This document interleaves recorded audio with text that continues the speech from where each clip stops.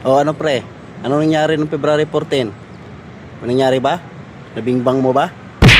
Yan ang sinasabi ko sa'yo pre. Kung ako sa'yo, nagbiyahe ka na lang. Eh di sana, paldo ka na. Nakapaglasing pa tayo. Ayan, nagastos ka. Ang ginastos mo siguro, mahigit 1,000 ano?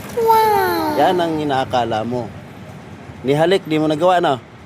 Napakahina mong nilalang pre. Kaya sa susunod, magbiyahe ka na lang. Tapos pagkabiyahe mo, pag-uwi mo, tagay tayo para solve talaga yung ating pinaghirapan. Niluloko ka na nga, inuulit-ulit mo pa rin. Nagpapaulit ka rin nagpaloko. Yan ang napala mo. Gastos na. Ubos pa pira mo. Tapos, wala rin. Wala nangyari. Puro ka gastos eh. Yan. Nangyari sa'yo, umasa ka. Niluloko ka na nga, umaasa ka pa rin eh. Yan, kaya pre, sunod, biyahe ka na lang. Ayan o, si Angkas. Malakas yan.